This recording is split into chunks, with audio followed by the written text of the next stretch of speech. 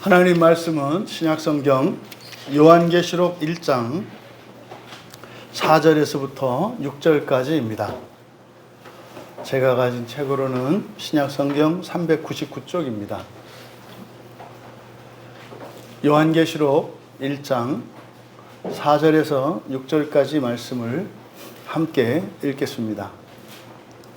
요한은 아시아에 있는 7 교회에 편지하노니 이제도 계시고 전에도 계셨고 장차 오실 이와 그의 보좌 앞에 있는 7 영과 또 충성된 증인으로 죽은 자들 가운데에서 먼저 나시고 땅의 임금들의 머리가 되신 예수 그리스도로 말미암아 은혜와 평강이 너에게 있기를 원하노라. 우리를 사랑하사 그의 피로 우리 죄에서 우리를 해방하시고 그의 아버지 하나님을 위하여 우리를 나라와 제사장으로 삼으신 그에게 영광과 능력이 세세토록 있기를 원하노라. 아멘. 잠시 기도합니다. 진리의 영이신 성령님, 이 시간 하나님 말씀을 들고 참으로 부족한 자가 주의 강단 앞에 섰사오니 저를 주장하여 주셔서 하나님께서 말씀하시고자 하시는 저희들에게 가르쳐 주시고 또 깨우쳐 주시고 바로잡아 주시고자 하시는 그 하나님의 거룩한 일을 이루어 주시옵소서. 감사하며 예수님의 이름으로 기도하옵나이다.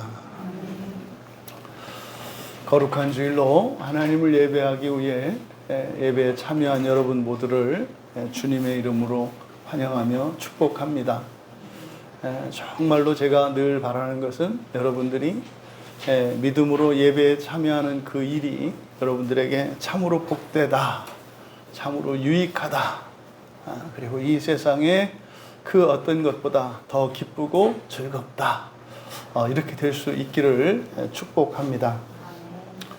죄의 용서에 대한 오해라는 제목으로 이제 우리가 기독교 안에, 우리 한국 기독교 안에 퍼져 있는 거짓들에 대해서, 오류들에 대해서 이제 살펴보려고 합니다. 그래서 오늘은 바로 죄의 용서에 대한 것입니다. 그러니까 죄의 용서라는 것이 무엇인가? 요한계시록의 시작은 1절에서부터 이제 8절까지를 보통 이제 서론이라고 이야기를 합니다. 그래서 1절에서 3절은 예수 그리스도의 계시인 것을 밝히고, 그리고 이 편지를 쓰는 이가 사도 요한인 것을 밝히면서 그리스도께서 요한에게 주신 계시를 빠짐없이 온전히 다 전했다라고 하는 사실로 인사말을 시작을 합니다. 그리고 나서 이제 우리가 읽은 4절에서 6절까지 이 내용은 바로 하나님에 대한 이야기, 우리가 이제 삼위일체 하나님으로 알고 있지 않습니까? 그래서 예수 그리스도께서 주신 그 계시, 여러분들은 아십니다. 이 요한계시록이라고 하는 책은 성경의 마지막 책이고, 그리고 요한계시록에 쓰여 있는 내용은 이 요한계시록을 기록하고 있는 사도 요한의 그 시대를 기준으로 해서 그 이전과 그리고 사도 요한이 살았던 그 시대와 그리고 그 이후에 대한 이야기를, 그래서 마지막에 종말에까지 있을 이야기를 기록한 것이 요한계시록입니다. 이 사도 요한은 그래서 이 요한계시록 전체에 대한 요약으로 4절에서부터 이제 7절에까지 이 서론 부분에 다 밝히는 겁니다. 그 중에서 4절과 6절을 우리가 4절에서 6절까지 읽었는데, 여기서 말씀하고자 하는 바는 바로 삼위일체 하나님으로부터 말미암는 은혜와 평강이라고 사실은 요약하고 있는 겁니다. 우리는 알죠. 이 세상의 끝, 여러분 구원의 완성이 무엇입니까? 부활과 하나님의 나라입니다. 부활은 우리의 존재적인 변화를 나타내는 것이고, 하나님의 나라는 완전한 환경으로의 변화를 나타내는 겁니다. 그래서 부활과 하나님 나라는 동시에 일어나는 거예요. 그러니까 그 나라, 완전한 그 하나님의 나라가 임할 때 거기에 들어가게 되는 자격과 조건을 갖춘 완전한 존재, 변하는 요게 부활입니다. 그래서 부활과 하나님의 나라는 동전의 양면과 같아서 뗄래야 뗄 수 없는 겁니다. 말씀드렸죠? 전에도 계속 말씀드렸습니다만 지금이 하나님의 나라다. 거짓말입니다. 이거는 여러분 분명히 아셔야 돼요. 너무나 많은 이들이 지금 교회가 하나님의 나라다. 이게 정말 사기꾼이고 거짓말입니다. 그거는 교회가 잘 나갈 때 하는 얘기예요. 잘 나갈 때. 무슨 말입니까? 기독교가 로마로부터 공인을 받는 정도가 아니라 로마의 황제와 교회의 목사가 결탁을 해서 세속권과 영권을 가지고 같이 합력해서 권력을 잡고 휘두르던 시대가 있었어요. 이것을 보통 우리가 중세라고 이야기합니다. 그때는 지금이 하나님의 나라입니다 라고 하는 그 말이 목회자들 사이에서는 먹힐 수 있는 얘기였어요. 목회자들 사이에서는. 근데요, 그때도 교인들에게는 먹히지 않는 얘기였어요. 교인들은 한 번도 가난하지 않은 적이 없고요, 괴롭고 병들고 아프지 않은 적이 없었어요. 그러니까 목사들 생각에 하나님의 나라야. 우리나라도 그런 때가 있었습니다. 70년대, 80년대에 진짜 지금이 하나님의 나라다라고 목사들이 말할 만한 때가 있었어요. 우리나라의 신랑감 최고 1번 최고 후보자로 목사가 이렇게 되던, 우리나라에서 가장 세속적이라고 하는 그 무슨 대학교, 백곤 여자 대학교 그래가지고 거기가 우리나라의 세속의 첨단이거든요. 거기서 투표를 했단 말이에요. 1등 신랑감으로서 어떤 직업인을 얘기하냐. 그때 여러분 의사, 판사, 검사, 대통령 이런 것도 아니었었고요, 목사였어요. 그러니까요, 우리나라에서도 이 목사들 사이에서 지금이 하나님의 나라다 하던 때가 있었어요. 지금은 다 물 건너갔습니다. 다 물 건너갔어요. 여러분, 어떻게 이 세상에 하나님의 나라예요? 말씀드렸죠. 하나님의 나라는 무엇과 함께 생각을 해야 된다? 부활. 부활은 하나님의 나라와 함께 생각해야 된다. 여러분들이 도로에서 운전하는 것과 운전면허증 뗄래야 뗄 수가 없죠. 물론 장롱면허라는 것이 있어서 이렇게 면허증은 땄지만 운전 못하는 사람도 있어요. 근데 이 부활이라는 것은 우리가 시험 쳐서 따는 자격증이 아니라 하나님께서 우리를 완전하게 하시는 것이기 때문에 그것은 부족함이 없는 거예요. 그래서 부활은 하나님의 나라와 항상 함께하는 겁니다. 지금이 하나님의 나라라면 지금 뭐한 사람이 있어야 돼요? 부활한 사람이 있어야 돼요. 우리 가운데 아직 부활 중에 있지 완전히 부활한 사람은 없단 말이에요. 그래서 지금이 교회 시대가 하나님의 나라다. 이게 로마 천주교회가 했던 얘기라니까요. 로마 교회가. 그걸 왜 개신교가 따라서 하냐고요. 이게 말도 안 되는, 저 누누이 말씀드려요. 지금이 하나님의 나라고 이 교회가, 우리 광야교회가 하나님의 나라라면 나 안 간다니까요. 만약에 진짜로 우리 광야교회, 제가 아는 한 우리나라에서 가장 이렇게 좋은 교회입니다. 제가 아는 한. 진짜로 그래요, 진짜로. 그런데 그러함에도 불구하고 이게 하나님의 나라다? 그러면 절대로 저는 여기 그냥 있을 리가 없어요. 이게 끝이라고? 이게 끝이라고? 아니요.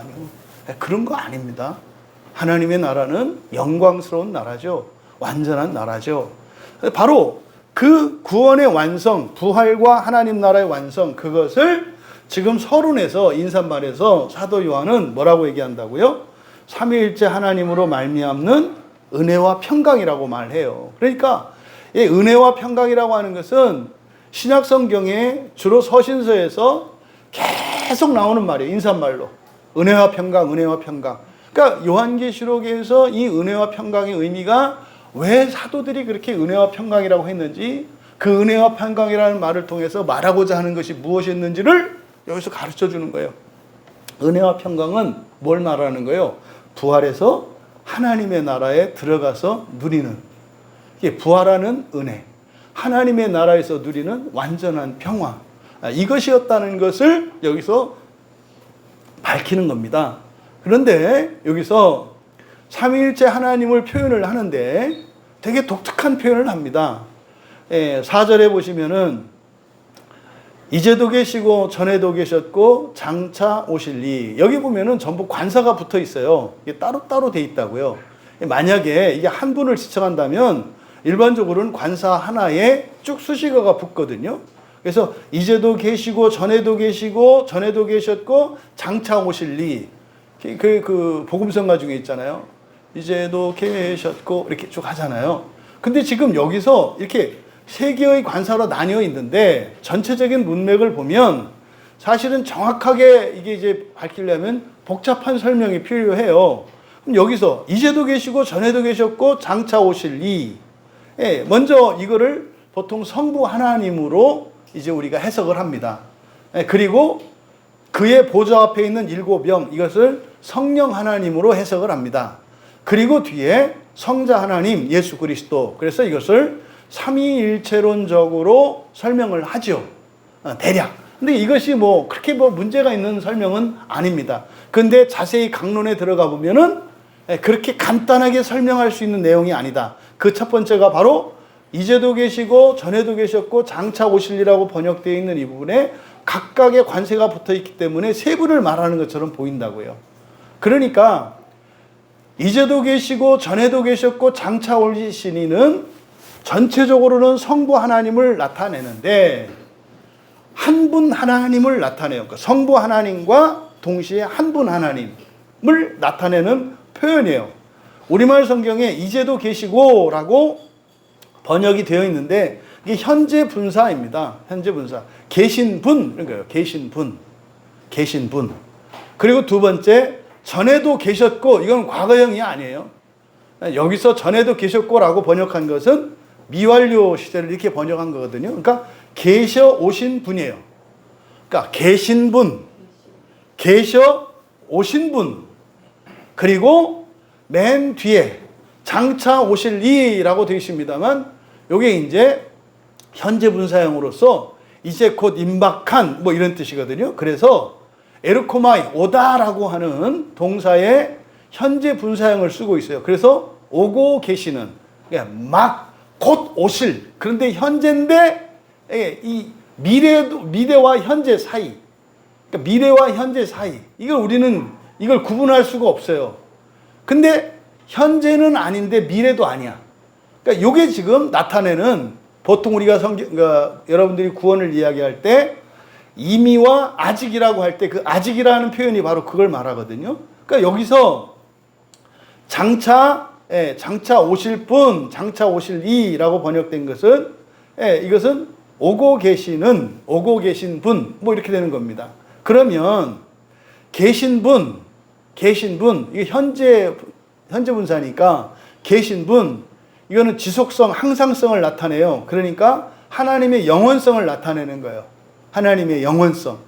그리고 두 번째로 계셔 오신 분, 이전에 전에도 계셨고 할 때 전에도 계셨고 이렇게 번역된 계셔 오신 분, 이거는 하나님의 역사성을 나타내요. 역사성. 그리고 오고 계신 분, 장차 오실 리한 오고 계신 분, 이것은 미래의 소망을 나타냅니다. 그래서 삼위일체 하나님 중에서 굳이 말하자면 성부 하나님을 지칭하는데 성부 하나님이 한 분이신 하나님으로 대표되고 있어요. 그래서 성부 하나님을 가리키지만 성부 하나님 속에는 성부와 성자와 성령이 분리될 수 없는 한 분이신 것을 나타냅니다.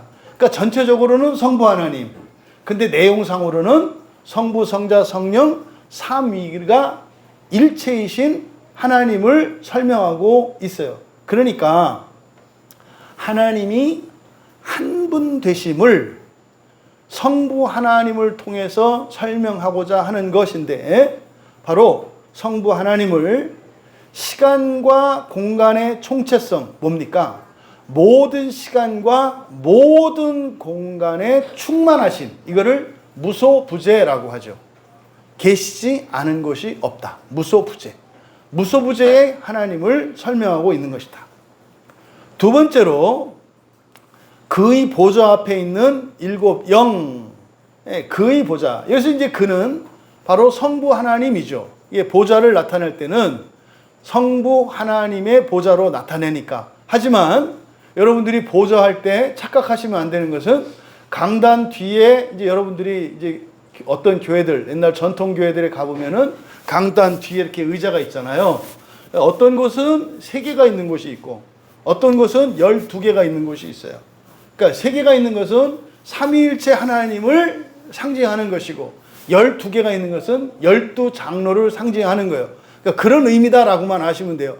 그러면 뭐 8개, 9개는 뭐예요? 지 마음대로 한 거예요. 그러니까 이 3개 아니면 12개가 그래도 성경적인 의미를 갖고 있는 거예요. 놀라면 최소 3개를 놓든지, 그리고 놀라면 최대 12개까지, 24개까지 놓을 수는 있죠. 요한계시록에 24장로가 나오니까 구약의 12장로가, 근데 그러려면 강단이 커야 돼. 그러면 아주 속된 강단이 되기 때문에 그럴 리는 없죠. 어쨌든 여기서 그의 보좌할 때 그는 그러면 성부 하나님이 되는 거예요. 그러니까 바로 앞에 이제도 계시고 전에도 계셨고 장차 오실이라고 번역된 이것을 전체로 묶어서 성부 하나님으로 볼 수가 있는 거예요. 그래서 그의 보좌 앞에, 여러분 여기서 그의 보좌 앞, 보좌 옆 이렇게 여러분들 이제 성경에 보면 나오는데 예수님이 지금 어디에 계세요? 그의 보좌 옆에. 그러면 그때 그럼 그의 보좌 옆에, 그러니까 여러분들이 그 강단 뒤에 3개 의자가 놓인 삼위일체를 상징하는, 이렇게 생각하면 안 되는 거예요. 보좌는 몇 개예요? 하나예요, 하나. 성부, 성자, 성령이 한 보좌에 앉으세요. 한 분이시라니까요. 그런데 왜 예수 그리스도를 그의 보좌 우편에 라고 설명을 하는가? 그것은 예수님도 아직 부활하지 않으시고 인성을 아직도 가지고 계시다는 뜻이에요. 하지만 보좌 우편은 하나님의 전능성, 영광의 동일함을 나타내요. 그래서 하나님이신데 아직까지도 승천하신 뒤로도 예수님이 아직 부활하지 않으시고 여전히 우리의 맏형으로, 우리의 친구로, 우리의 오빠로 계시다는 것을 보좌 우편에 계시다 이렇게 설명을 하는 거예요. 그러니까 보좌 우편이라고 해서 성부 하나님의 의자가 가운데, 성자 하나님의 의자가 오른쪽, 그러니까 성령 하나님은 왼쪽, 이렇게 생각하시면 안 된다 이 말이에요. 보좌는 하나예요. 그러면 보좌 앞이라고 하는 것은 뭐겠어요? 보좌와 분리되는 거예요. 보좌 앞은 보좌가 아니에요. 보좌의 앞은 보좌 아래거든요. 그러니까 보좌 앞에 있는 7영 그랬어요. 그러면 왜 보좌 앞에 있는 7영이라고 했을까? 이게 사도 요한은 유대인이잖아요. 사도 요한은 유대인들이기 때문에 그때 당시에 유대인들이 천사 숭배 사상이 있었습니다. 그거를 오늘날 캐토릭이 계속 이어받죠. 로마 캐토릭에 가면 천사 숭배 사상이 있죠. 그게 성인 숭배 사상이에요. 그러니까 그게 유대교에서 가지고 있던 천사 숭배 사상이 이제 로마 교회로 들어가서는 거기서 성인 숭배 사상, 천사 숭배 사상이 있는 거예요. 뭐 우리의 미카엘이요, 무슨 대천사요, 막 천사에게 기도하고 성인들한테 기도하잖아요. 이게 당시에 있던 유대인들이 가지고 있었던 그런 천사 숭배 사상입니다. 그래서 유대인들의 천사 숭배 사상 안에는, 천사 숭배 사상에는 하나님 보좌에 있는 특별한 천사 7이 있다고 믿었어요. 7 천사. 우리나라에서는 그게 칠성님이에요. 우리나라에서는 칠성판, 칠성님에서 하늘의 북두 칠성. 이 칠성이라고 하는 것이 특별한 7개의 특별한 천사, 가장 높은 천사로 여겨요. 그러니까 유대인들이 그런 사상을 가지고 있었어요. 그러니까 여기서 보좌 앞에 있는 7영 그러면 유대인들은 딱 알아차려요. 그래서 유대인들이 이 성경을 읽으면 이거를 성령님이라고 이해할 수가 없어요. 그러면 이 7 천사는 누구냐? 하나님이 창조하신 영적 피조물들인 천사들, 모든 천사들에 말하자면 총사령관들이 7명의 천사예요. 그러면 복의 보좌 앞에 있는 7 영들이 되겠죠? 그런데 그 7 영을 하나의 실체로 나타나요. 이게 무슨 말입니까? 성령님이 모든 천사들이 가지고 있는 영광과 권능을 다 가지고 있다는 뜻이에요. 그래서 요한 사도께서 말씀하고자 하는 것은 바로 성령님이시다. 그 다음 세 번째가 충성된 증인으로 죽은 자들 가운데서 먼저 나시고 땅의 임금들의 머리가 되신 예수 그리스도, 성자 하나님이시죠. 성자 하나님을 충성된 증인, 신실한 증인이죠.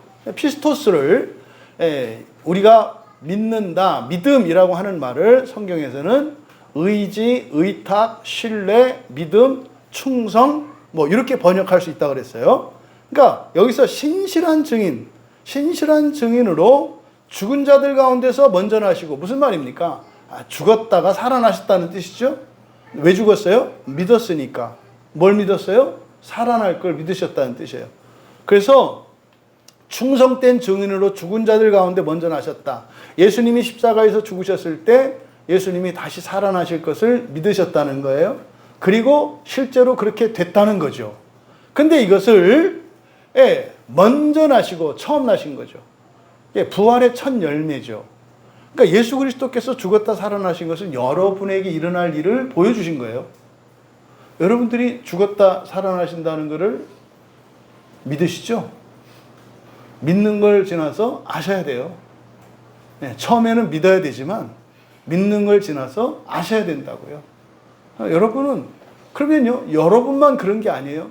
이 땅에 태어나서 살았던 모든 사람들은요, 죽고 사라지는 존재가 아니라 어떤 존재들이에요? 다시 살아나요. 자꾸 말씀드리죠.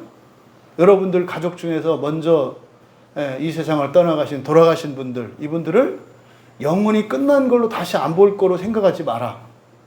다시 살아난다. 그리고 다시 만날 날이 있다. 그리고 여러분들이 그분들 돌아가신 이후로 있었던 일에 대해서 다 얘기할 거다.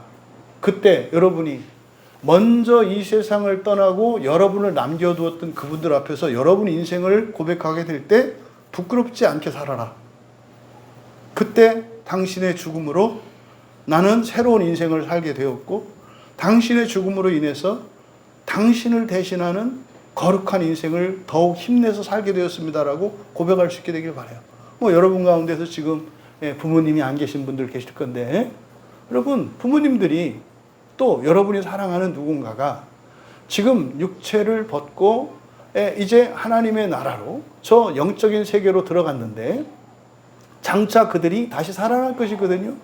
그때 우리가 함께 나누는 때가, 이야기들을 나누는 때가 와요. 그러면요, 그분들은 죽고 난 뒤에 영적인 세계에서 경험했던 일들을 이야기하시겠죠. 그러면 우리는요, 그냥 두세요. 그냥 두세요. 그래서 우리는 그 이후에 이 세상에 일어났던 일들을 이야기하는 때가 오겠죠. 반드시 옵니다. 이걸 잊지 마세요. 바로 그것의 첫 번째 열매로 예수 그리스도께서 살아나셨다는 거예요. 여러분들이 왜 그렇게 정말 예수님을 닮고 싶어 하지도 않고, 심지어 예수님을 닮고 싶어 하면서도 왜 그렇게 안 되는 걸까요? 이게 불확실하기 때문에 그래요. 사람이 죽었다가 다시 살아난다는 것이 불확실하기 때문에 여러분들이 이렇게 마음을 확 잡지를 못하는 거예요. 또 그냥 사람이 죽어서 끝나는 게 아니라 죽고 난 뒤에 인생이 계속된다는 것을 믿지 않고 불확실하기 때문에 말도 안 되는 걸 가지고 고민하고, 그것 때문에 여러분들이 망설이는 거예요. 여러분, 죽고 난 뒤에 반드시 심판이 있고요. 죽고 난 뒤에는 차별이 없는 세상을 살거든요. 이 세상은 차별이 있어요. 누구랑 똑같이 밥 먹었는데 한 사람은 살찌고 한 사람은 마른다니까요. 이 세상 차별이 있어요. 밥을 똑같이 먹는데 누구는 찌고 누구는 말라. 난 죽으라고 막 다이어트하고 막 이렇게 하는데도 체중이 늘고, 어떤 사람은 마음대로 먹고 자는데도 맨날 날씬해. 원래 차별이 있어요. 근데요, 여러분, 사후세계는 차별이 없어요. 먹으면 먹은 대로 찌고요, 안 먹으면 안 먹은 대로 마르고요. 그게 사후세계예요. 그러니까 공평한 세상, 그래 정의가 실현되는 세상, 그게 사후세계거든요. 있습니다. 어쨌든 이게 지금 예수 그리스도에 대한 설명이에요. 왜? 우리에 대한 얘기예요. 그리고 땅의 임금들의 머리가 되신 예수 그리스도. 여러분 이게 믿어지십니까?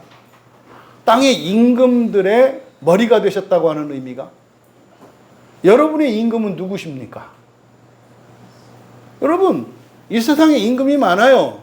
회사의 뭐 직장 상사가 되겠고, 또 여러분 거래처에서 흔히 말하는 갑, 이게 다 임금들 아니겠어요?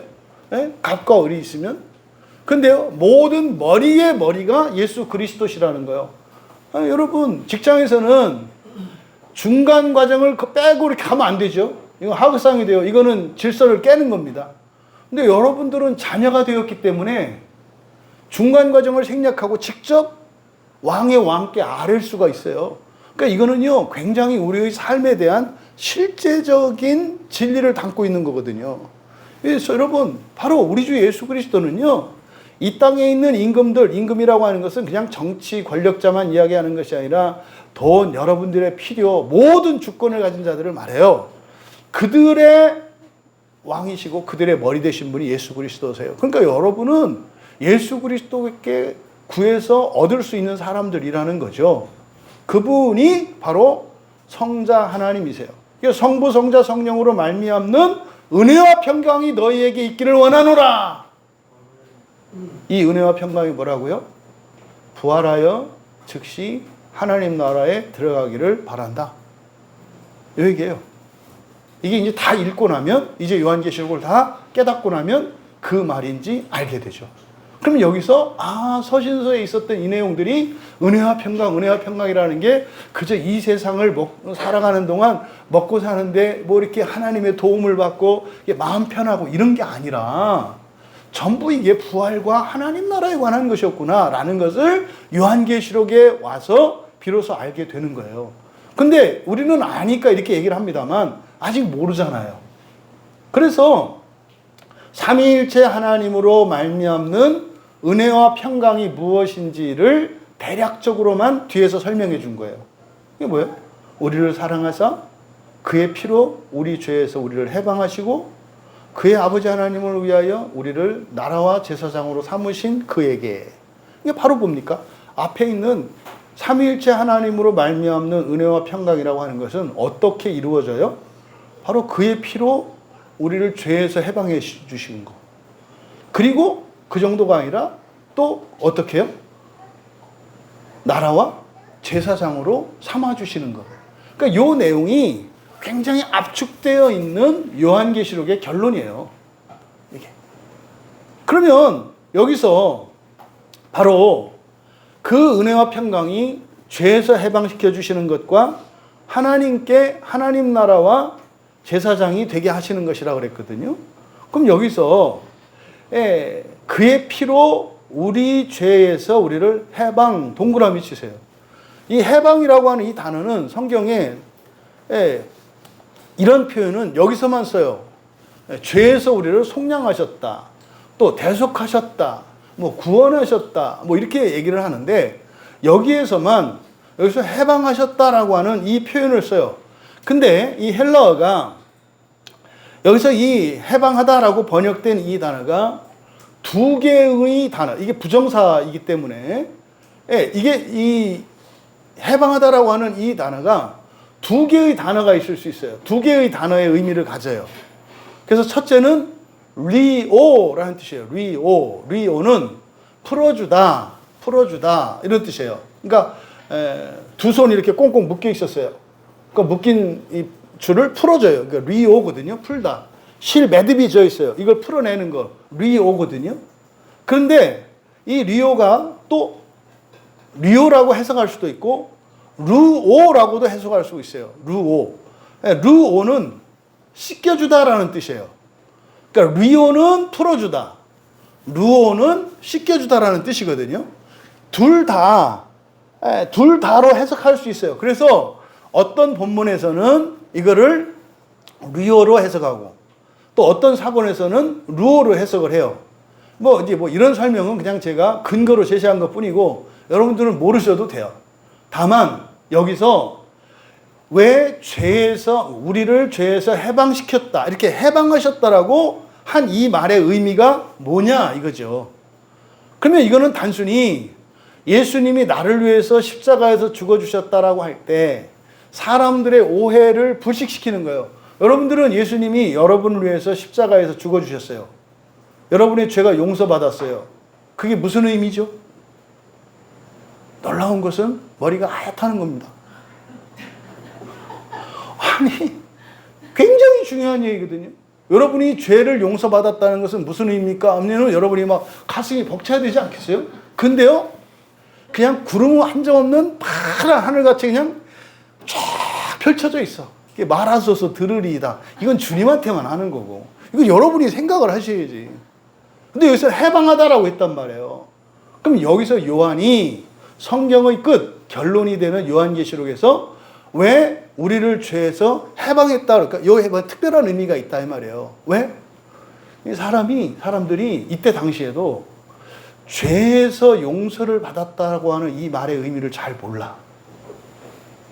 죄에서 용서를 받았다고 하는 이 말의 진정한 의미를 잘 모른다고요. 그래서 이거를 지금 가르쳐 주시기 위해서 바로 요한 사도께서 해방하셨다 이렇게 말씀한 거예요.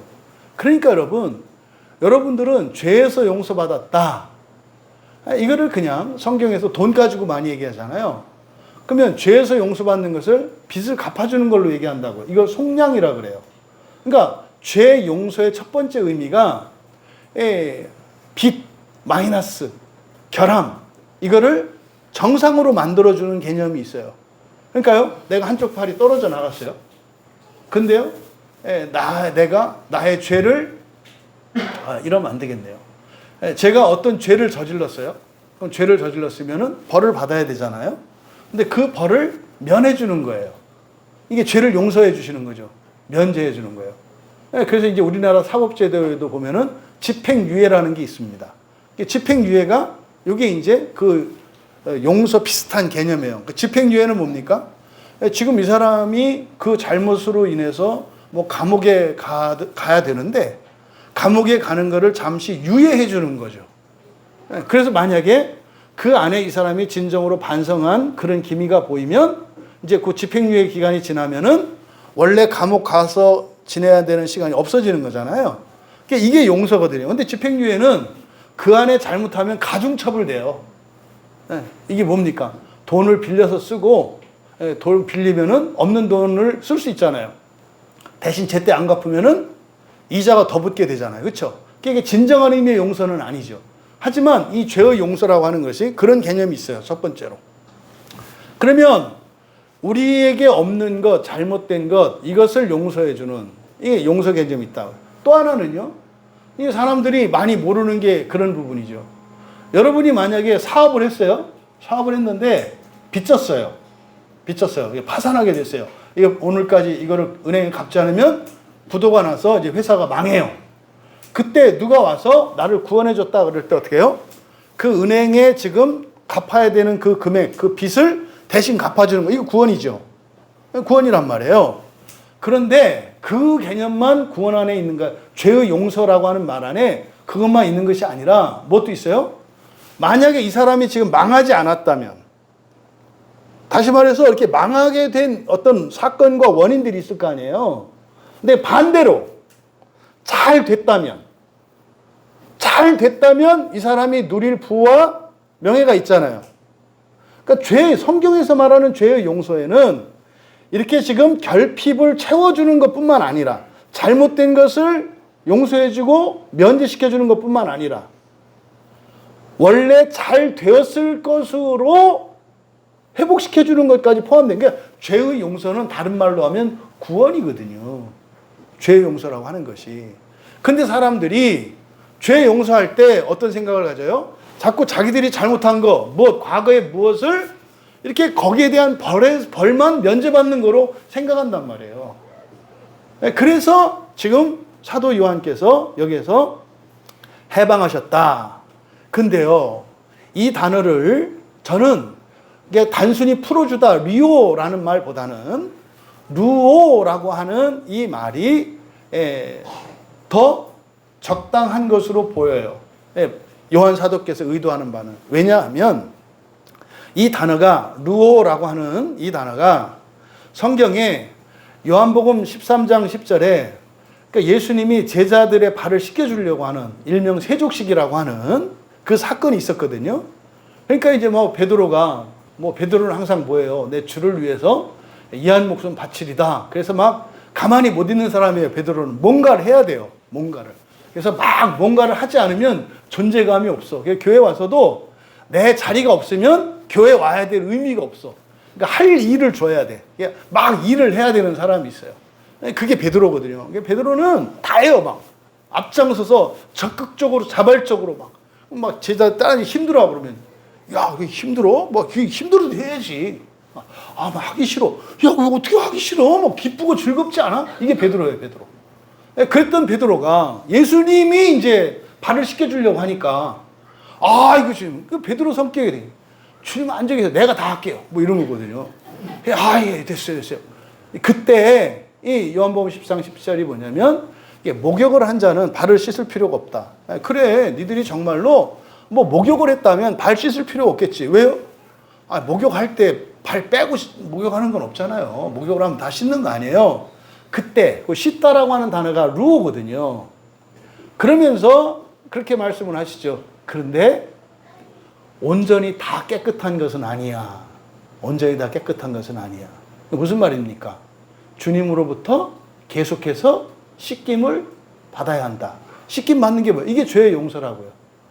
발을 씻기는 이 세족식이 의미하는 바, 바로 발을 씻기는 거예요. 죄의 용서를 말하는 거예요. 사도라 할지라도 어떻게 된다? 계속해서 죄의 용서를 받아야 한다. 또 사도행전 9장 37절에 그 경건했던 다비다가 죽었어요. 그래서 죽은 그 다비다의 몸을 씻겨요. 여기도 루오라는 말이 사용이 되죠. 그래서 죽은 다비다의 시신을 깨끗이 씻어서 다락에 놔요. 근데 그가 살아나잖아요. 그렇죠? 그러니까 이 루오라고 하는 단어는 굉장히 특별한 의미로 사용돼요. 근데 이것이 이 씻다라고 하는 이 말이 저는 더 이제 이게 가슴에 와닿는 게 뭐냐면 여러분 창세기 6장으로 한번 가보세요. 창세기 6장에 이 창세기 6장은 굉장히 중요한 본문이고 번역이 잘못되어 있는 본문이라고 그랬어요. 이 창세기 6장에 3절이 번역이 잘못되어 있고 그리고 창세기 6장 7절과 17절에 사용된 단어가 있어요. 창세기 6장 7절 같이 읽어볼게요. 시작. 이르시되 내가 창조한 사람을 내가 지면에서 쓸어버리되 사람으로부터 가축과 기는 것과 공중의 새까지 그리하리니 이는 내가 그것들을 지었음을 한탄함이니라 하시니라.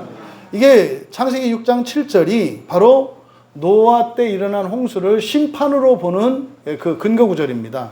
그리고 17절에도 똑같은 내용이 있죠. 17절에도 홍수로 쓸어버리겠다. 멸망시켜버리겠다. 그래서 이거를 홍수를 심판이라고 다 생각을 한단 말이에요. 근데 여기에 쓸어버리다. 6장 7절에 쓸어버리다. 그리고 6장 17절에 멸절하다.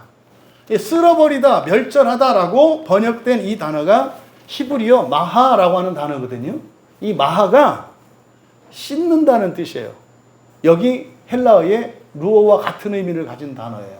씻다라고 하는 단어. 그래서 노아의 홍수는 심판으로 싹 죽여버린 게 아니라 뭐 한 거라고요? 씻으신 거라고요. 왜? 안 씻으니까.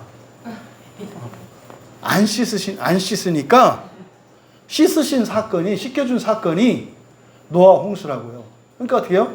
바깥에서 막 놀고 땀에 찌들어가지고 그냥 떼국물이 얼굴에 흐르는데 아주 해맑게 웃으면서 엄마 나 살이 뽀송뽀송해 괜찮아 이러고 자르네. 그래서 어떻게 해요? 한쪽에서 들러 끼워서 데리고 가가지고 그냥 냅다 비벼버리잖아요. 요게 씻는 거예요, 씻는 거. 근데 노아의 홍수는 씻지 않는 제자들을 예수님께서 그 사도들의 발을 씻기셨던 그 장면과 연결되어지는 사건이에요. 그래서 요한 사도가 여기서 우리를 해방시키셨다 할 때 이 루오라고 하는 단어를 통해서 시키셨다라고 함으로써 어떻게 돼요? 창세기 6장에 있었던 홍수 사건과 연결되고 그리고 요한복음 13장에서 예수님께서 제자들의 발을 씻기셨던 그것의 의미가 무엇인지를 설명하고 있어요. 그러니까 지금 여기에 해방하시고 해방하다라고 번역한 이 단어는 바로 창세기 6장의 홍수 사건과 그리고 요한복음 13장에 예수님이 제자들의 발을 씻기신 사건, 그러니까 이 죄를 씻으신 것, 이것이 바로 단순히 죄를 용서하는 것뿐만 아니라 원래의 상태, 그 원래의 영광의 상태로 회복시키는 것임을 설명하고 있다.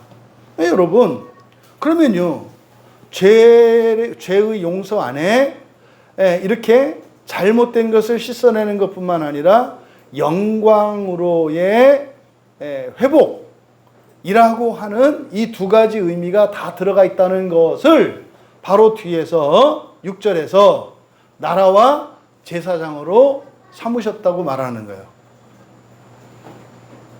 여러분, 교회 왜 나오시나요? 여러 가지 이유를 댈 수 있는데 죄 용서 때문에 온다는 거예요. 그런데 이 죄 용서에 대한 오해가 있기 때문에 사람들이 그 영광스러운 구원의 길을 가고 있으면서도 우왕좌왕하고요. 가다가 멈추어 서기도 하고요.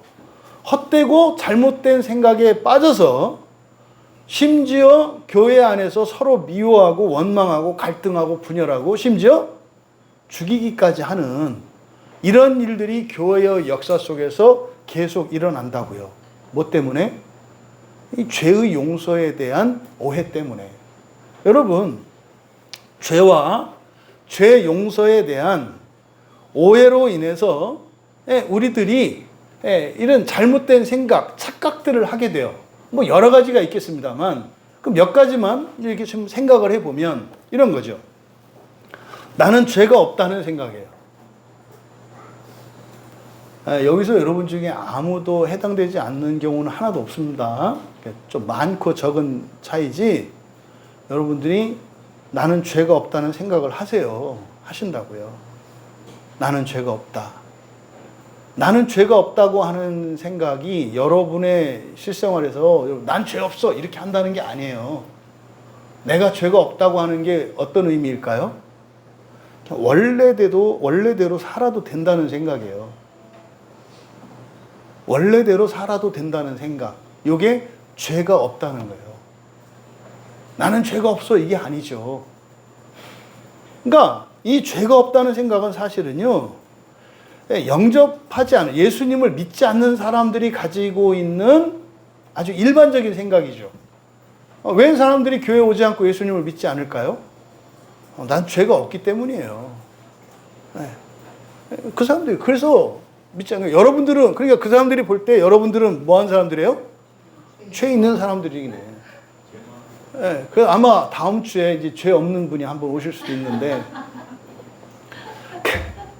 그러니까 죄 없는 분이 여기 오셔서 죄 있는 사람들을 보려니 얼마나 답답하겠어요. 또 저 목사도 죄 있을 테고, 그럼 교인들도 다 죄 있는 것들끼리 모여가지고 죄 없는 내가 올 것은 아니구나. 그래서 이게 근묵자학이라고 그랬으니까 죄 있는 자들하고는 가까이 오면 안 되겠구나.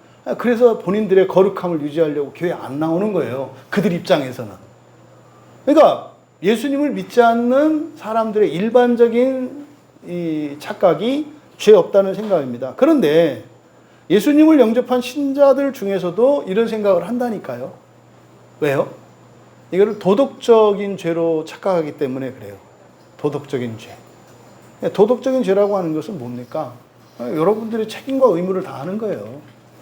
내가 사회인으로서 가정에 뭐 남편으로서 아빠로서 엄마로서 아내로서 아들과 딸로서 형으로서 동생으로서 학생으로서 내가 해야 될 일을 하는 거, 그러면 크게 문제가 없다고 생각하는 거예요. 이게 죄 없다는 생각이에요. 그러니까 이 생각에서 우리 모두 이렇게 완전히 자유로운 자가 없어요.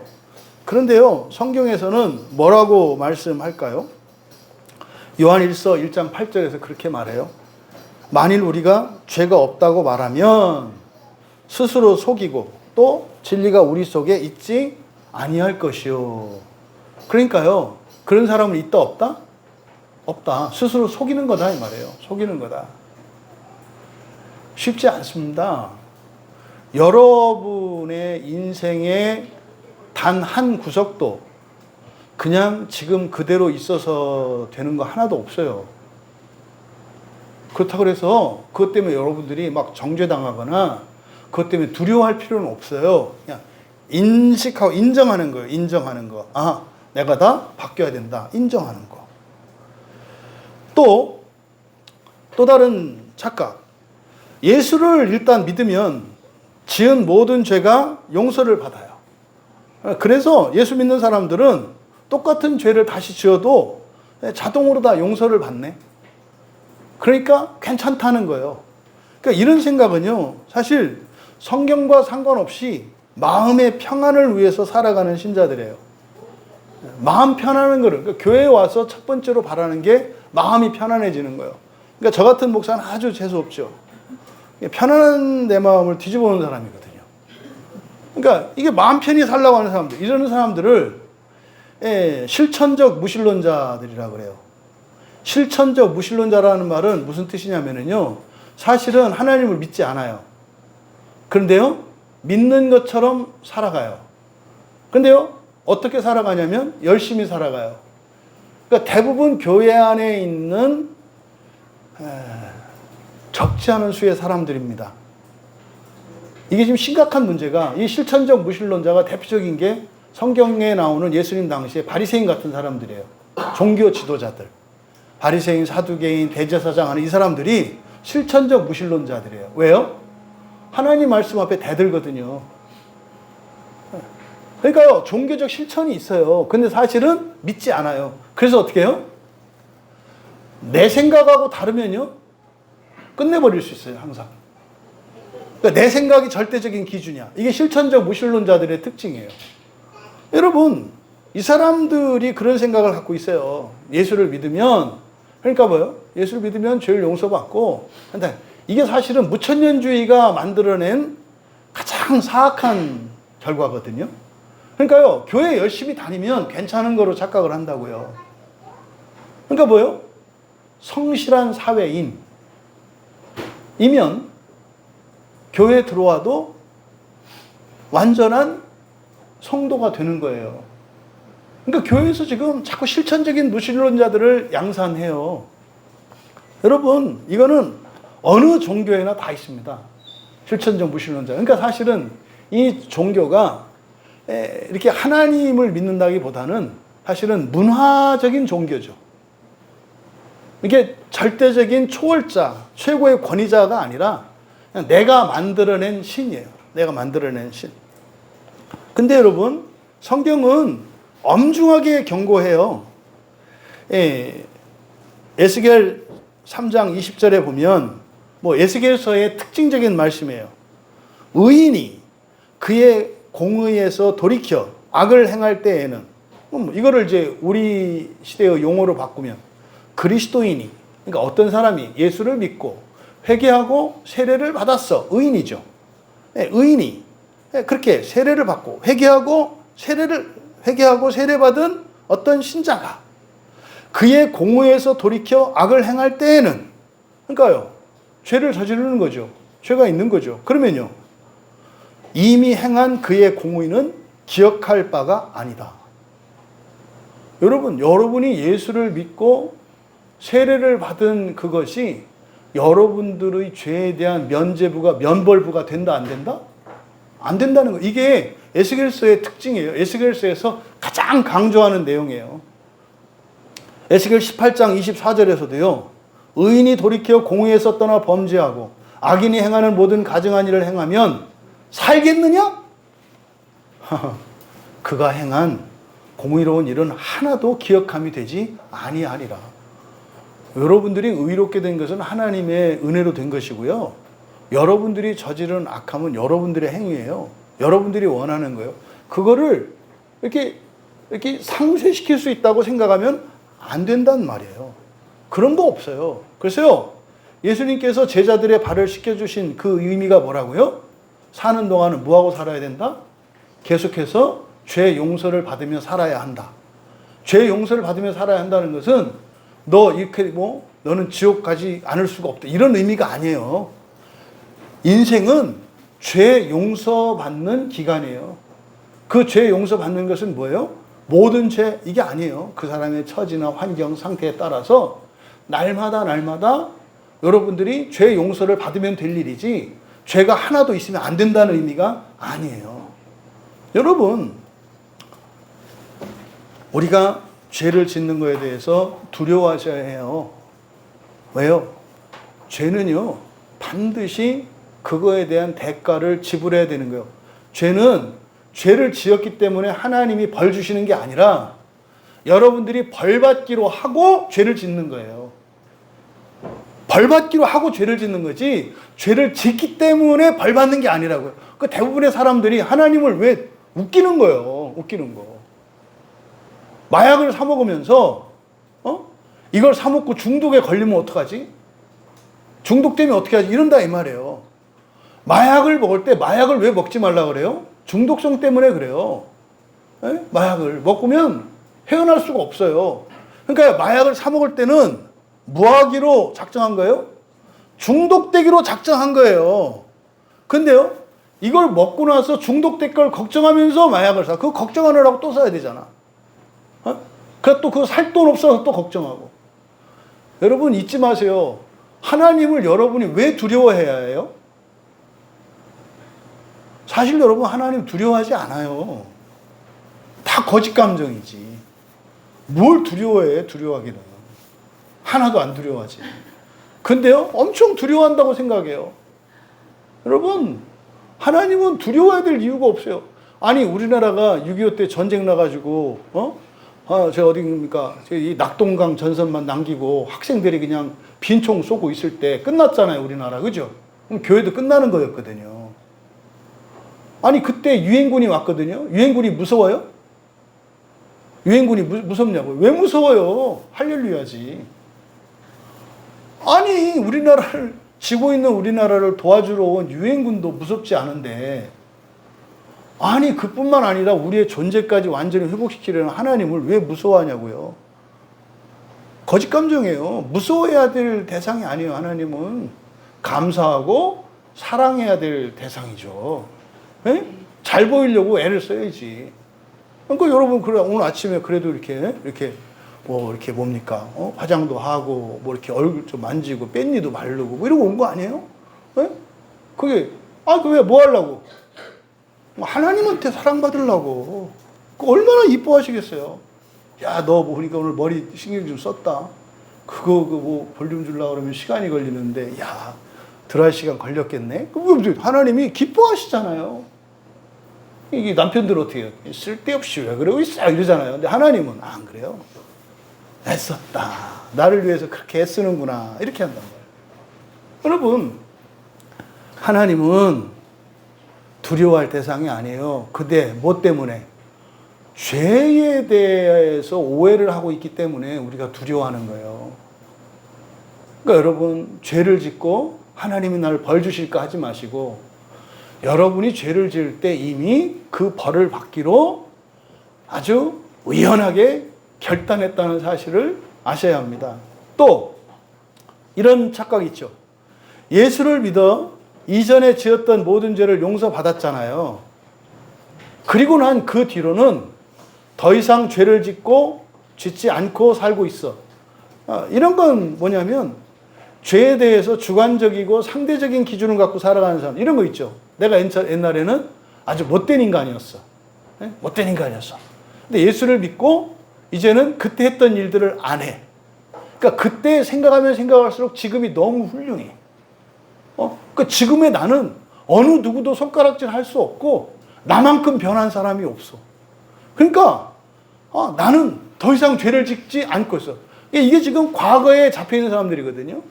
네, 과거의 나보다 지금 내가 좀 나아졌다고 해서 나는 더 이상 그때 그 죄를 짓지 않고 있다. 하나님이 해놓은 건데 지가 그걸 뿌듯해. 우리가 해야 될 일은 뭐예요? 현재의 죄죠. 현재의 죄. 그러니까 이런 사람들은 현재 자신의 마음을 살피지 못하고 자신의 죄를 깨닫지 못하는 사람들이에요. 이 사람들은 어떤 사람들일까요? 설교 은혜 못 받는 사람들이에요. 성경을 봐도 성경의 의미, 성경에서 하나님의 가르침을 듣지 못하는 사람들이에요. 이런 사람들은 어떻게 해요? 자꾸 과거와 자신을 비교해. 그러니까 이 사람들은 항상 억울해요. 왜? 나는 이렇게 잘하는데, 이렇게 훌륭해졌는데 왜 알아주지 않아? 더군다나 이제 목사는 더 심하죠. 이런 목사는 끝이 없어. 내 옛날에 비해서 이만큼 됐으면 이게 얼마큼 잘하는지. 옛날 과거의 내 모습을 보여줄까? 보여주든지 그렇게 하고 지옥 가든지. 그 뭐 누가 말려? 그러니까 우리가 초점을 과거에 두고 있기 때문에 나는 죄 없다고 생각을 해요. 죄 없다는 생각은 뭐라고요? 바꿀 필요 없다는 생각이에요. 오히려 잘하고 있다는 생각이에요. 왜? 과거보다 달라졌으니까. 여러분, 그러면 지금 과거가 미래에서 돌아보면 부끄러운 과거가 될 걸 모르십니까? 현재는 뭐라고요? 지금까지 살아온 날들 중에서 가장 아름답고 거룩하고 복된 날이에요. 근데요, 앞으로 살아갈 날과 비교하면요, 가장 부끄러운 날이에요. 과거로는 가장 자랑스러운 날입니다만, 미래로 보았을 때는 가장 부끄러운 날이라고요. 그러니까요, 나는 죄 안 져. 그러니까 이런 사람들이 변명, 핑계, 원망을 하죠. 자꾸 책임 전가하죠. 누가 뭐라고 하면 뭐 때문에 그래, 뭐 때문에 그래, 뭐 때문에 그래. 이 사람들은 되게 과거에 잡혀 있는 사람들이에요. 여러분들은 구원을 향해서 나아가야 할 사람들인데 왜 그래요? 이게 지금 죄에 대한 용서 개념을 모르니까. 죄가 뭐예요? 못된 짓을 안 하는 게 용서받은 거라고 생각을 해. 그 정도가 아니라 더 나아가야 된다니까. 어디까지? 그리스도에 이르기까지. 여러분, 앞에서 말씀드렸던 것처럼 범죄하지 않는다 그러면 거짓말한다 그랬잖아요. 그럴 수 없는 거예요. 또 이런 사람도 있죠. 이런 생각도 있죠. 한번 예수를 믿고 회개하면 모든 죄를 용서받아. 그러니까 다시는 용서받을 필요가 없어. 이게 이제 오늘날 지금 한국에서 있는 구원파라고 하는 사람들이 가지고 있는 잘못된 교리예요. 이게 어디서 왔을까요? 칼빈의 이중 예정에서 우리는 선택받은 자야 라는 생각에서 나온 거예요. 우리는 선택받은 사람들이기 때문에 이 선택은 취소되지 않아. 또 견인까지 있잖아요. 우리는 절대적으로, 또 견인도 이상하게 또 견인차로 해가지고 하나님이 우리를 끌고 가실 거야 뭐 이렇게 하잖아요. 엔진이 나가고 기름이 떨어져도 하나님이 우리를 견인해 주실 거야. 우리를 끌고 가실 거야. 말도 안 되는 인내인데, 인내를 갖다가 하나님이 끌고 가는 견인으로 이렇게 해석하는. 그러니까 거기에서 오는 용서가 필요 없다는 사람. 그러니까 이런 사람들 뭐예요? 교회에서 죄 얘기, 심판 얘기, 지옥 얘기 하면은 싫어해. 왜? 우리 예수 믿고 다 끝났는데 왜 자꾸 그런 얘기를 해? 아니라니까요. 그러니까 이 사람들은 종말의 심판과 사후세계를 부정하는 이런 세속적인 신앙관을 가지고 있는 사람들이에요. 그러니까 이 사람들이 사실은 교회 내에 발생하는 이런 독단과 몰상식, 부정과 부패의 원인이 됩니다. 이런 잘못된 생각들이. 여러분, 에스겔 18장 4절에서 범죄하는 그 영혼은 죽으리라 그래요. 범죄하는 영혼은 죽으리라. 여러분이 죄를 짓고 있는 한 반드시 지옥 가세요. 반드시. 옛날보다 나아졌느냐 안 나아졌느냐가 아니라 여러분들의 삶 속에 여러분이 내면에서 그 죄가 있다면 반드시 지옥 가요. 저는 여러분한테 분명히 말씀드렸어요. 하나님이 에스겔 선지자한테 그랬다고요. 네가 얘기 안 하면 그 책임이 너한테 와. 그래서 전 다 얘기하는 거예요. 저 책임 안 지려고. 여러분들이 지셔야 돼요. 여러분이 죄가 있음에도 불구하고 그 죄로 인해서 마음 아파하고 그 죄로 인해서 여러분들이 그 죄가 여러분이 벌을 받기로 결단한 것이어서 하나님도 그건 막을 수 없고 벌을 받도록 해주신다고 하는 이 사실을 여러분들 명심하셔야 돼요. 근데요, 그럼 여러분 모든 죄를 다 없애야 하는데 이 얘기가 아니라 그랬잖아요. 여러분들이 소망을 가져야 되는 것은 뭐예요?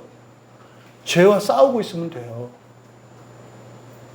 그리고 죄의 용서를 위해서 은혜를 구하고 있으면 돼요. 죄 있느냐 없느냐가 중요한 게 아니라 사실은 없다고 생각하는 게 엄청나게 위험한 생각이죠. 그러니까 여러분, 용서라는 게 뭐라 그랬어요? 용서라는 게. 용서는요, 그냥 이해해주고 눈 감아주는 게 아니라 그랬잖아요. 용서는 뭐라고요? 분리시키는 거라고요. 그 사랑과 그 죄를 분리시키는 거. 이게 미치게 만드는 거예요, 사람을. 이게, 여러분, 어떤 사람이요, 이렇게 개과천선하고 정말 새로운 인생을 살게 되었어요. 그 사람 옆에는요, 진짜 100번도 1000번도 그 사람 때문에 자살할까 갈등하고 고민하며 인내했던 사람이 반드시 있어요. 그냥 그만두고 싶다. 그런데 그때마다 진짜 신앙으로 믿음으로 버티고 인내했던 누군가가 있어요. 한 사람이 변화되기 위해서는. 그게 뭐예요? 용서 때문에 그래요. 용서는요, 잊으라는 거, 이해해주라는 거 아니에요. 어떻게 잊어요? 네, 때린 데만 또 때리는데. 잔인한 게 그거예요, 죄 짓는 사람들이. 때린 데만 또 때려요. 그러니까 때리지 말라는 것도 아니야. 조금 이렇게 돌아가면서 때리면 내가 견디겠다는 거지. 한 번 때린 데 멍 나을 때까지 좀 낫고 또 맞을게. 그런데 어떻게 해요? 고기만 때려, 이렇게. 이게 죄 짓는 사람들의 특징이거든요. 왜요? 용서 못하게. 그러니까 제일 아픈 데만 막 골라 때린다고. 그러니까 용서는요, 이게 무슨 뭐 대자대비하신 부처님 이런 거 아니에요. 부처는 그냥 잊고 살았지. 잊고 살았지. 망각. 얼마나 잊었으면 달팽이가 기어 올라오는데도 이 달팽이가 뽀글뽀글 하는데도 몰랐겠어. 아시지? 부처 머리에 있는 게 달팽이라고 말씀드렸잖아요. 그죠? 여러분 잘 보세요. 달팽이가 다 기어서 가다 끝난대요. 여기 아니에요? 그 많은 달팽이들이 여기까지 올라갈 때, 그 석가모니 그 불상이 의미하는 바가 뭐예요? 부처는 말이지, 달팽이들이 온몸을 기어서 오를 때까지 참았어. 이런 뜻이에요. 그러니까 이제 어떤 스님들이 막 살이 나온다고 하잖아요. 그 살이는 뭐예요? 나는 달팽이 10마리, 나는 달팽이 20마리 이런 얘기지. 석가모니는 달팽이 꽉 이런 뜻이고. 여러분, 망각이 아니에요. 용서는 뭐예요? 십자가에 못 박혀서요, 조롱하는 자들을 위해서 하나님, 저들이 지금 무슨 짓을 하고 있는지 몰라서 저런 거예요. 저들의 죄를 저한테 돌리지 마세요. 오히려 저희들의 허물을 저한테 주세요. 이게 용서예요. 용서는 피눈물 나는 거예요, 여러분. 근데 용서하기 어려운 건 뭐라고요? 용서 못하게 한다니까요. 용서 받는 사람이 용서하는 사람을 더 이상 용서하지 못하도록 해요. 이게 마귀의 장난이에요. 이간질을 하는 거거든요. 사랑과 죄를 분리시키는 것이 용서다. 이 말은요, 너무 마음이 아파요. 이놈의 용서 때문에 정말 이러지도 못하고 저러지 못하고 마치 내가 포로된 것처럼 살아가는 수많은 사람들이 있어요. 근데 그걸 자유롭다고 해요. 그걸 자유롭다고 해요. 그거를. 그 사람을 구원하고 그 사람을 버리지 않고 끌고 갈 수 있는 그것을 능력 있다 해요. 그것을 영광스럽다 해요. 그러니까 용서는 이해해주고 눈 감아주는 게 아니라 죄와 사랑을 분리하는 거다. 그래서 그 사람은 여전히 사랑하고 죄에 대해서는 단호하게 거부하는 것이다. 그러면요, 아닌 것은 아닌 것이라고 말하고요, 존경심과 사랑과 친절을 버리지 않는 거예요. 이게 용서입니다. 그럼 여러분, 죄는 무엇이고 죄의 용서는 무엇이겠습니까? 예, 죄의 의미가 뭔지, 그리고 죄는 어떻게 분류가 되는지, 그리고 죄의 용서는 어떻게 일어나는지 뭐 다 얘기할 수는 없고, 예, 오늘은 뭐 죄의 의미, 죄의 의미에 대해서만 의미하고 뭐 죄를 어떻게 분류할 수 있는지 이것만 얘기하고, 예, 다음 주에 죄의 용서에 대해서 계속 하겠습니다. 그러면 먼저 죄는 어떤 의미를 갖는다 그랬죠? 여러분, 이런 것은 여러분들 암기를 해 두셔야 돼요. 여러분들이 개념을 정확하게 알고 있어야 된다고요. 그래야 성경을 볼 수가 있는 거예요. 죄가 무슨 뜻인지 모르고 성경을 읽어요. 그러면 그냥 상형문자 읽는 거예요. 상형문자. 의미를 아셔야 된다고, 의미를. 죄는 뭐라고 그랬습니까? 의의 결핍이다. 따라해 보세요. 죄는 의의 결핍이다. 죄는 의의 결핍이다. 의의 결핍이라고 하는 것은 완전성의 결여라는 뜻이에요. 불완전하다 이 말이에요. 불완전하다. 이것을 성경에 죄라고 이야기를 합니다. 예, 그러니까 의의 결핍이에요. 그러니까 완전성이 결핍되어 있는 거. 그러니까 어떤 기계나 물건 같으면 하자가 있는 거예요. 고장나고 하자난 거. 이걸 죄라 그래요. 그러니까 여러분들이 뭐 이렇게 그릇 설거지하다가 뭐 이렇게 짜증 내다 보면은 미끄러지고 쪽이 나가잖아요. 그때 깨진 그릇을 보고 뭐라 그래요? 아, 네가 죄로구나. 이렇게 하시면 돼요. 그러면 이 죄라고 하는 이것이 바로 의의 결핍, 완전성의 결여를 의미하는 것인데, 그러면 이 죄라고 하는 것이 왜 이렇게 죄를 이렇게 정의하는가? 왜 이걸 이렇게 정의하는가? 왜 죄를 목사님 마음대로 그게 뭐 의의 결핍이고 완전성의 결여라고 얘기하시나요? 근거를 대야 되잖아요. 성경적 근거를 이제 제시하는 거예요. 먼저 성경에서 말하는 죄는요, 법, 기준이죠. 이게 법에서 조금이라도 벗어나는 것을 죄라고 말해요. 요한 1서 3장 4절에 죄를 짓는 자마다 불법을 행한다 그래요. 죄를 짓는 자마다 불법을 행한다. 무슨 말입니까? 법이 아닌 것을 행한다 라는 뜻이죠. 법이 아닌 것을 행한다. 그러니까 이 죄라고 하는 것은요, 어떤 기준에서 기준 그대로 하지 않는 것을 죄라고 해요. 기준 그대로 하지 않는 것. 기준 그대로 하지 않는다는 것은 뭡니까? 모자라거나 넘치는 것도 죄예요. 모자라거나 넘치는 것도 죄라고요. 또 두 번째로 진리에 대한 무지, 그리스도를 알지 못하는 것을 죄라 그래요. 요한일서 3장 6절에 범죄하는 자마다 그를 보지도 못하였고 그를 알지도 못하였다 그래요. 그래서 이제 그는 그리스도를 말하거든요.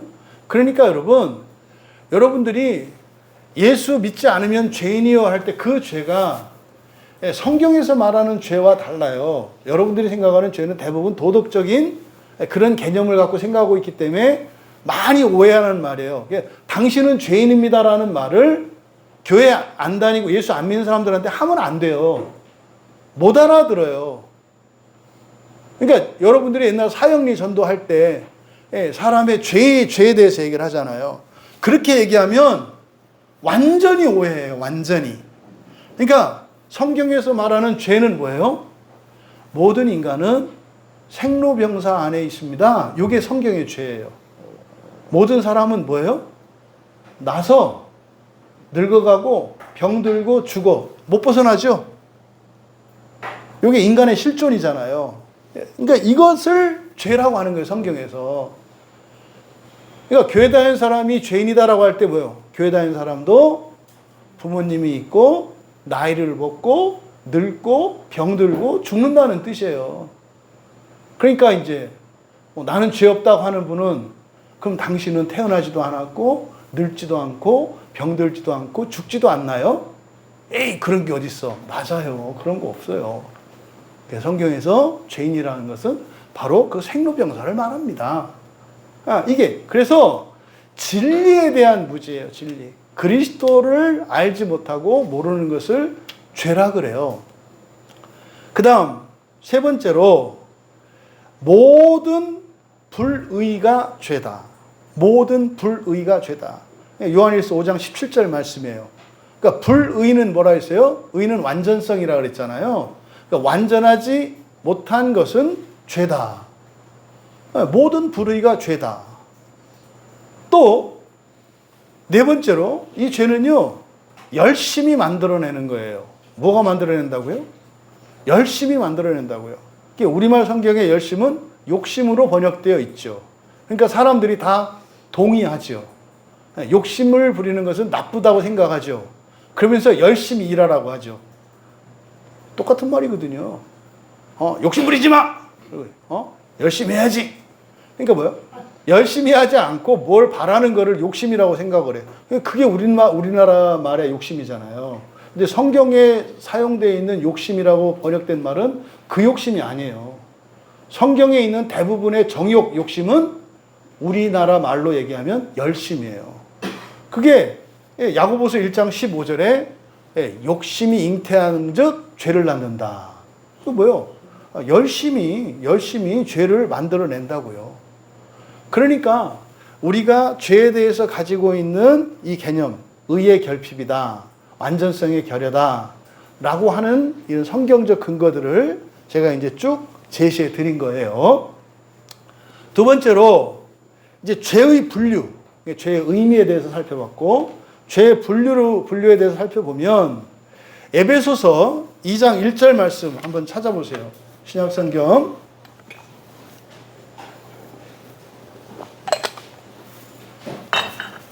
에베소서 2장 1절에 정확하게 죄를 분류해 놓고 있어요. 에베소서 2장 1절을 보면은 그렇게 돼 있죠. 그는 허물과 죄로 죽었던 너희를 살리셨도다. 허물과 죄로 죽었던 너희를 살리셨도다. 이 죄는요, 헬라어로 하마르티아라고 하는 말인데, 이 하마르티아라고 하는 이 말이 넓은 의미로 사용될 때가 있고 좁은 의미로 사용될 때가 있어요. 넓은 의미로 사용될 때와 좁은 의미로 사용될 때가 있다. 넓은 의미로 사용될 때는요, 바로 죄 안에 허물을 내포하고 있어요. 그러니까 죄와 허물을 합쳐서 죄라고도 해요. 그런데 이 죄를 좁은 의미로 사용할 때는 에베소서 2장 1절과 같이 허물과 죄를 구분해요. 그러니까 이때 에베소서 2장 1절에 이 죄는 좁은 의미의 죄인 거예요. 이해되시겠죠? 또 성경의 다른 곳에서는 그냥 죄로 이야기할 때 이때 죄는 넓은 의미의 죄로서 허물까지 포함하고 있는 말이에요. 그래서 이거를 여러분들이 구분하셔야 돼요. 그러면 이 허물이라고 하는 말이 뭐냐? 에베소서 2장 1절에 허물과 죄로 죽었다. 파랍토마라는 말이거든요. 파랍토마라고 하는 이게 허물로 번역되는데 신약 성경에서는 이 허물과 죄로 이야기하잖아요. 근데 구약 성경으로 들어가면은 죄가 복잡해집니다. 되게 많아요. 죄를 의미하는 말들이.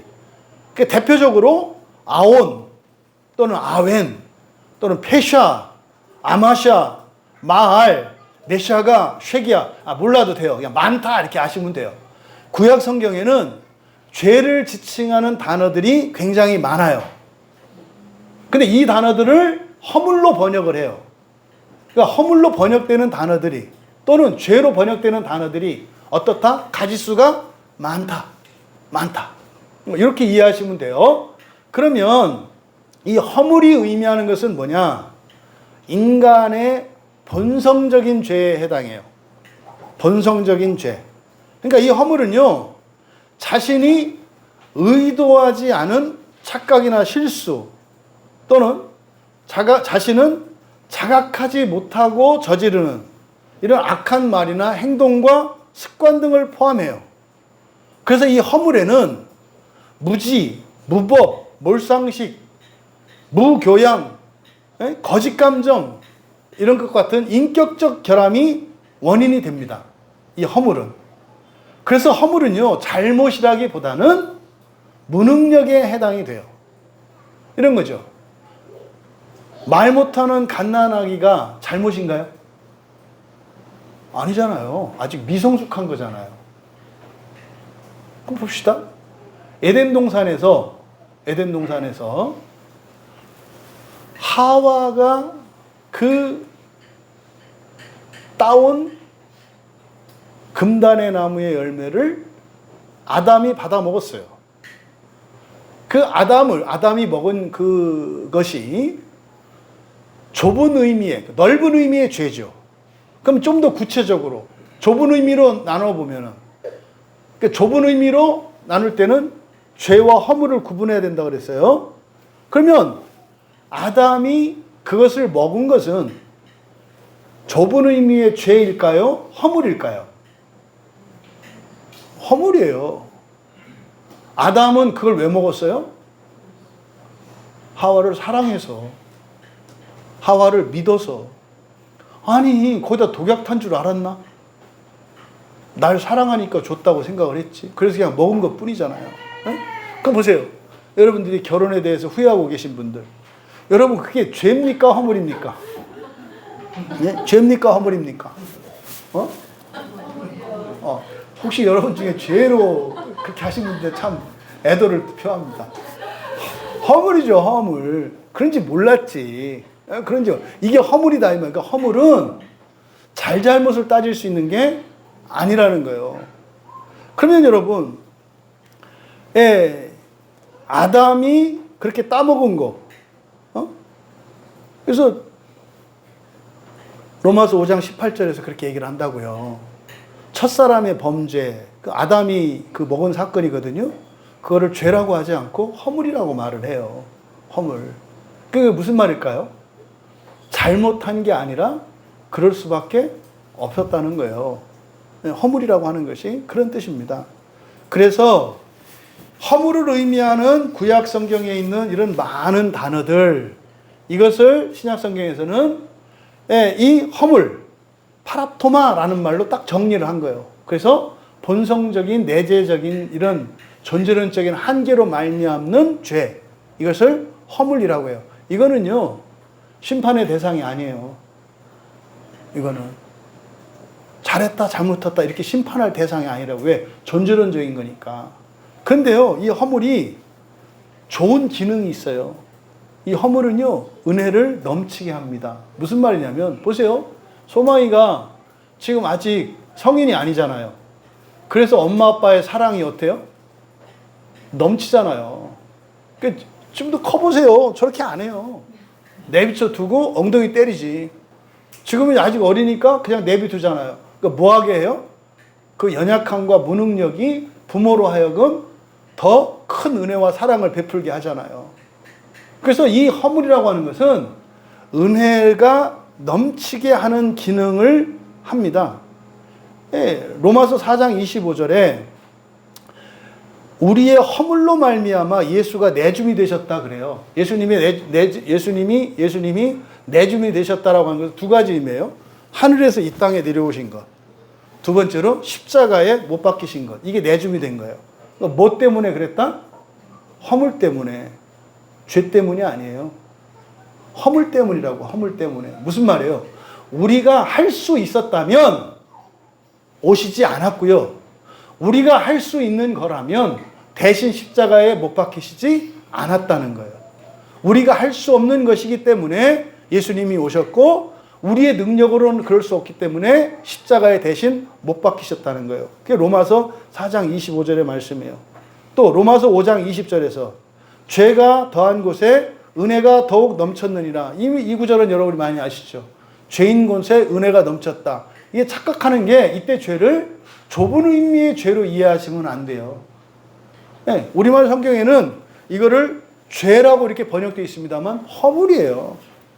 허물이 있는 곳에 은혜가 넘치는 거예요. 그러니까 여러분들이 뭐 물건을 훔치면서 이걸 훔치면서 하나님 말씀에 죄 있는 곳에 은혜가 더 넘친다 했으니까 다시는 내가 도둑질하지 않도록 알아서 집에 꼭꼭 채워주세요. 이렇게 하면 안 되는 거예요. 있어요. 네, 그런 사람들이 많아요. 네. 여러분들이 핑계 대는 게 똑같은 거예요. 내가 뭐 하고 싶어서 그런 줄 알아요? 하나님? 이럴 수밖에 없었어요. 뭐 이런 거지. 여러분, 죄 있는 곳에 은혜가 넘쳤다 할 때 그 죄는 좁은 의미의 죄가 아니라 뭐다? 허물이라고요, 허물. 그러니까 뭐요? 이 허물은요. 이스라엘 백성들이 애굽에서 막 울어요. 그들이 우상 숭배하고 있었어요. 그래서 하나님이 모세를 보내신 게 아니에요. 뭐 때문에? 스스로 힘으로 벗어날 수 없으니까. 허물 때문에. 허물 때문에 보내신 거라고요. 허물 때문에. 또 로마서 11장 11절에서는 이스라엘의 허물로 구원이 이방인에게 이르른다 그래요. 무슨 말이냐면 오늘 여러분들의 허물로 인해서 여러분 가족과 이 교회 주변에 있는 분들이 은혜를 나눠 먹어요. 무슨 뜻이냐면 여러분 중에 은혜를 지금 못 받아들이는 분들이 있다면 아주 훌륭한 일을 하고 계시는 거예요. 여러분이 못 받아들이는 그 은혜가 여러분이 더 이상 못 먹으니까 바깥으로 나간다고요. 그래서 이 주변에 있는 사람들에게 간다 이 말이에요. 그래서 이스라엘 백성들이 예수 그리스도를 부인했을 때 허물이죠. 그래서 다른 민족들에게 구원이 흘러가잖아요. 그래서 이 허물이라고 하는 것은 이렇게 긍정적인 효과도 있어요. 그 허물은 자랑스러운 게 아니에요. 하나님이 위대하신 거지 우리의 허물이 자랑스러운 게 아니에요. 불쌍히 긍휼히 여기시는 하나님. 그래서 이스라엘로 시기나게 하는 것이 허물이다. 여러분, 율법은요. 그러면 율법이 하는 일은 이 허물이 넘쳐나서 드러나게 해요. 이게 로마서 5장 20절 말씀이에요. 허물은 자기가 가지고 있는 무능력, 결함이잖아요. 근데 율법은 그것이 넘치게 해요. 그래서 어떻게 해요? 자기가 그거를 인식할 수 있도록, 그러니까 죄가 되는 거죠. 그래서 여러분들이 용서를 계속 하면 그 상대방은 어떻게 돼요? 그 상대방의 허물이 자기가 잘못한다는 생각을 안 해요. 뭐예요? 나는 이럴 수밖에 없다. 나는 내 입장에서는 잘하는 거다. 나는 최선을 다하는 거다. 뭐 이런 생각을 가지면서 계속 한다고요. 그건 뭐예요? 허물이기 때문에 그래요. 근데 그 사람을 계속 용서해요. 그러면요, 그 용서가 이제 다른 게 아니라 하나님 말씀 때문에 하는 거잖아요. 율법이잖아요. 하나님 말씀 때문에 용서하는 거잖아요. 너 하나님만 안 했으면 내가 각 죽였는데 하나님이 하라고 그래서 내가 하는 거야. 이게 율법이잖아요. 그래서 그 율법이 그 사람의 허물을 자꾸 드러나게 해요. 더 한다고요, 이렇게. 예수님 말씀이기 때문에 내가 참는 건데 그거를 듣고 나를 협박한다고. 어떻게? 너 예수님이 참으라고 했잖아. 그거 더 참아야지. 막 또 잘못해. 막 뭐라고 하면 너 예수님 말씀이 참으라는데 왜 안 참아? 이렇게 말할 수 있는 거예요. 그러면서 어떻게 돼요? 어느 날 그게 얼마나 더럽고 악한 짓이었는지 깨닫는 날이 와요. 피눈물이 나는 때가 오죠. 그게 당신의 배우자가 살아있을 때 느끼기를 바랍니다. 잊지 마세요. 영원히 살지 않아요. 당신이 사랑하는 누군가가 당신 때문에 아니라 당신의 잘못 때문에, 못된 짓 때문에, 나쁜 짓 때문에, 못된 습관 때문에 괴로워하고 있다면 그것으로 인해서 다른 누군가는 피 흘리고 있다는 사실을 잊지 마시라고요. 그거를 살아있을 때 깨달아야지 죽어서 깨달으면 크게 후회한다. 그때 이제 지옥에서 눈을 뜨게 될 건데 절대로 그러지 마라. 그러지 마라. 그래서 율법이 그렇게 허물을 넘치게 해서 결국 넘치게 한다는 것은 죄가 되는 거예요. 이게 죄와 허물과 은혜와 율법의 상호작용입니다. 그러면 좁은 의미의 죄는 뭔가? 하마르티아. 허물은 프랍토마. 죄는 하마르티아. 이게 151번 1회 사용되는데요. 성경에서 이 하마르티아는 넓은 의미로도 사용되고 좁은 의미로도 사용돼요. 그러면 좁은 의미의 죄는 뭐냐? 결과적인 행위의 죄예요. 그러니까 허물은 원인적인 죄, 원인적인 어떤 본성적인 죄라면 이 좁은 의미의 하마르티아 이 죄는 결과적인 행위의 죄예요. 그리고 이거는 명확한 잘못이에요. 왜요? 좁은 의미의 죄라고 하는 것은 법이나 도덕이나 관습이나 어떤 정확한 기준에 못 미치거나 넘치는 것을 죄라고 하니까요. 제한속도 50. 제한속도, 고속도로의 경우면은 최저속도와 최고속도 제한이 있어요. 최저속도 제한과 최고속도 제한이 있어요. 그러면은 최저속도보다도 낮아도 이거는 불법이에요. 또 그보다 높아도 넘쳐도 불법이다 이 말이에요. 그래서 죄라는 것이 바로 그런 겁니다. 그래서 결과적으로 행위로 나타나는 것을 말하죠. 이게 이제 구약 성경 히브리어로는 하타트라고 하는 말인데 이 죄는 그대로 이제 죄라고 번역이 됩니다. 그러면 죄는 어떻게 분류할 수가 있어요? 넓은 의미의 죄와 좁은 의미의 죄로 분류할 수 있다. 그러면 죄를 넓은 의미로 분류할 때, 좁은 의미로 분류할 때 죄에는 죄와 허물이 있다. 이렇게 여러분들이 정리하시면 되겠습니다. 그러면은요, 예수님이 이 세상에 오신 것은 죄 때문이다, 허물 때문이다? 허물 때문이다. 잊지 마셔야 돼요. 죄 때문에 오신 게 아니에요. 당신이 일하지 않고 아무것도 안 해서 힘들어. 그것 때문에 예수님이 도와주시는 법은 없어요. 절대로. 근데요, 여러분이 할 수 있는 일을 다 하고 여러분이 최선을 다해요. 그런데 여러분이 할 수 없어요. 그때 반드시 도와주신다고요. 허물 때문에 도와주시는 거지 죄 때문에 도와주시는 일은 없어요. 이거를 여러분들이 기억하셔라. 그래서 이 죄와 허물에 대한 이 용서라고 하는 것이 바로 넓은 의미의 죄와 좁은 의미의 죄가 있다는 것을 여러분들이 구분해서 생각을 해야 되는 거예요.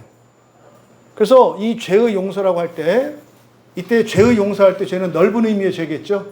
그래서 구체적으로 들어가면 좁은 의미의 죄의 용서와 넓은 의미의 좁은 의미의 죄의 용서와 허물의 용서가 있다는 것을 여러분들이 정리하시기 바랍니다. 오늘은 여기까지만 하도록 하겠습니다. 다음 주에 이 죄의 용서, 허물의 용서, 그것이 어떤 의미인지 우리들이 살펴보고 적용하는 시간을 갖도록 하겠습니다. 찬양 준비해 주시고요. 여러분들 혹시 교회에 나오는 분명한 이유, 이것을 이제 넓게 말하면 구원인데 그것을 죄의 용서와 관련되어 있는 겁니다. 그래서 여러분들이 매주 교회에 나오시는 것은 죄의 용서를 위해서 나오시는 거예요. 근데 그 죄의 용서는 사실은 뭐다?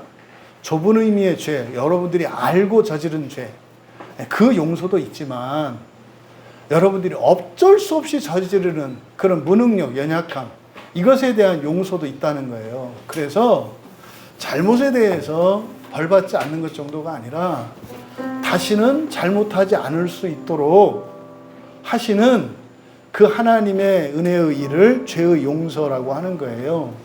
여러분들은 그동안 교회 나오실 때 어떤 기대로 어떤 목적으로 나오셨습니까? 이 죄와 죄의 용서에 대한 오해로 말미암아서 나는 죄가 없다. 나는 이대로만 살면 된다. 그리고 내가 필요한 요 몇 가지만 해결되면 된다. 이러한 것은 뭐 하나님 안 도와주셔도 된다. 이런 생각 자체가 이게 죄에 대한, 죄의 용서에 대한 오해에서 비롯되었다는 거죠. 이번 기회를 통해서 정말 여러분들의 신앙이 실제적이고 진지하고 그런 신앙으로 바뀔 수 있는 기회가 되기를 바랍니다. 우리 주 하나님 함께 찬양할 때 예수님이 우리 주로 이 땅에 오신 것은요 바로 우리 죄 때문에 그래요. 우리 죄 때문에 십자가에서 죽으셨고 또 우리 죄 때문에 성령을 보내신 거죠. 주님, 나의 죄가, 나의 허물이 용서되기를 원합니다. 나의 주님, 나를 도와주시옵소서 하는 마음으로 함께 찬양합니다. 기도할 때 하나님, 날마다 나의 죄 용서 받으며 하나님과 같이 거룩하게 되기를 원합니다. 하나님께서 내가 거룩하니 너희도 거룩하라고 하신 것은 내가 거룩한 것처럼 너희도 거룩하게 될 것이다 라는 약속이었습니다. 우리가 인생을 살아가느라 이런저런 일들로 신경 쓰고 마음 쓰고 힘써야 될 일이 있습니다. 하지만 그 모든 일들의 궁극적인 목표는 거룩하게 되는 것입니다. 우리 주 예수를 닮는 것입니다. 주여, 나의 인생이 주를 닮기 위한 것임을 알게 하시고 일상생활에 또 모든 만남에 우리의 가정과 일터에 이 모든 일들이 그 거룩한 목적을 위한 것임을 이제 깨달으니 하나님 그 목적을 향하여 살게 하옵소서. 우리 같이 기도합니다.